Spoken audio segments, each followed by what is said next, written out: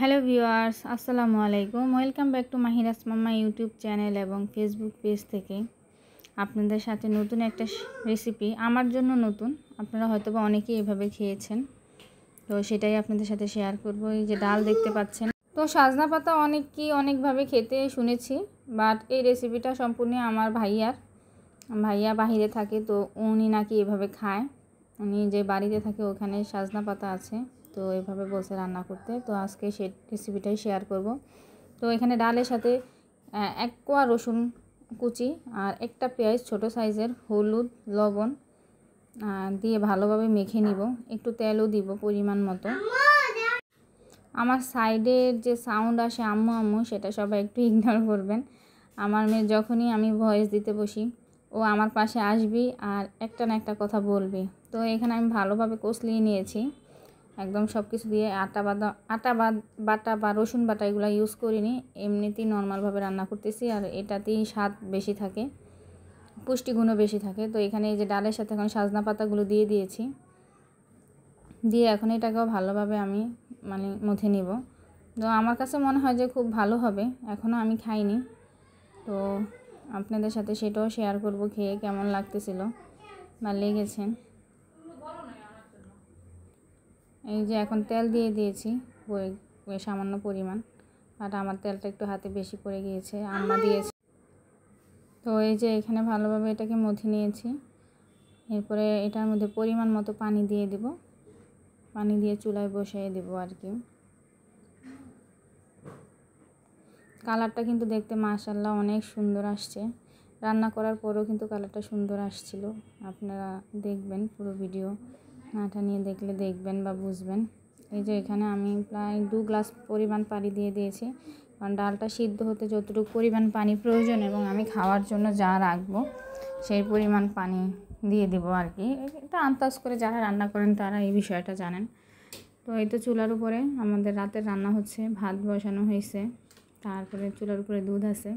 তো এই তো দুধ রান্না জাল করা শেষ। এখন আমি এখানে বসিয়ে দেব আমার যে সজনা পাতা, এটাকে ঢেকে দিব।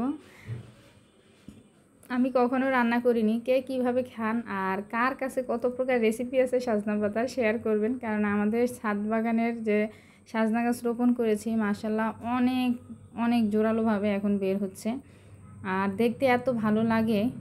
তো ভাবতেছি যে একটা গাছ নিচে রোপণ করে দিব, বা সেই সাইডে কিছু জায়গা আছে ওইখানে, তো ওইখানে রোপণ করে দিব। কারণ ছাদে 2টা সজনা গাছ অনেকটা বেশি একদম হিজিবিজি হয়ে যাবে, কারণ অনেকগুলো ডাল পাতা অলরেডি ছেড়ে দিচ্ছে। তো এই যে আমার ডাল হয়ে আসছে, এখন আমি বাগার দিয়ে দিব। এখানে কিছুটা তেল, ডালের পরিমাণ মতো আর কি, তেল যতটুকু প্রয়োজন। তো এখানে আমি শুকনো মরিচ দিয়েছি 2টা। আর এই শুকনো মরিচগুলো ঝাল না, যারা ঝাল খান তারা ঝাল মরিচটা ওইভাবে দিতে পারেন। তো আমি এখানে 2টা শুকনো মরিচ, একটা পেঁয়াজ কুচি আর 2-3 কোয়া রসুন কুচি দিয়ে দিয়েছি। এতে কি ফ্লেভারটা ভালো আসবে, দেখতে সুন্দর লাগে, স্মেলটা খুব দারুণ আসবে দেখবেন। আর খেতেও হয়তো বা বেশি মজা হবে বা টেস্ট হবে, এই ভেবেই কিন্তু আমি দিয়েছি। তো আশা করছি যে ভালো লাগবে খেয়ে। এই তো এটা একদম বাদামি কালার করে ফেলবো, তারপরে আর কি চুলায় দিব। তো আসলে তো যেটা বলতেছিলাম যে সজনা পাতার অনেক রেসিপি দেখেছি, দেখে মনে হলো যে এটা সহজ আছে, এখন রাতের জন্য এটাই করে ফেলি। আর যাদের ডায়াবেটিক্স আছে তাদের জন্য সজনা পাতা কিন্তু অনেক উপকারী, এবং কি জয়েন্টের ব্যথার জন্য নাকি, ক্যালসিয়ামের ঘাটতি পূরণ করতে নাকি সজনা পাতা অনেক ভালো কাজ করে। তো এই জন্যই মূলত আজকে এটা নিয়েছি, যে আপুর ডায়াবেটিক্সটা নাকি বেড়ে গিয়েছে। তো আসলে আমার রেসিপিও হয়ে গিয়েছে। তো যারা এরকম সজনা পাতা খান তারা আমার সাথে অবশ্যই আপনাদের রেসিপি শেয়ার করবেন আর কিভাবে খাওয়া যায়। তো আরও একটা রেসিপি আমি জানি, সেটাও আপনাদের সাথে শেয়ার করব আমি অন্য একদিন। তো এই যে দেখেন হয়ে গিয়েছে আমার বাগার করা, এটাকে আমি নেড়ে চেড়ে এখন এই যে বরফ তো আসতেই আছে, কারণ আমি চুলায় রেখেছিলাম। তো আশা করছি যে ভালো হবে। তো যারা যারা আমার নতুন ফলোয়ার আছেন তাদেরকে অসংখ্য ধন্যবাদ আমাকে ফলো দিয়ে পাশে থাকার জন্য। আর যারা অ্যাক্টিভ ফলোয়ার আছেন তাদেরকে তো অসংখ্য ধন্যবাদ, কারণ সবসময় আপনারা কমেন্ট করেন, লাইক করেন, আমার কাছে ভালো লাগে। বাট অনেক বেশিরভাগ ফলোয়ারই আনঅ্যাক্টিভ। তো আপনাদের কাছে রিকোয়েস্ট থাকবে আপনারাও অ্যাক্টিভ হওয়ার চেষ্টা করবেন। তো এই তো আমার রান্না শেষ, সবাই ভালো থাকবেন, সুস্থ থাকবেন, আমাদের জন্য দোয়া রাখবেন।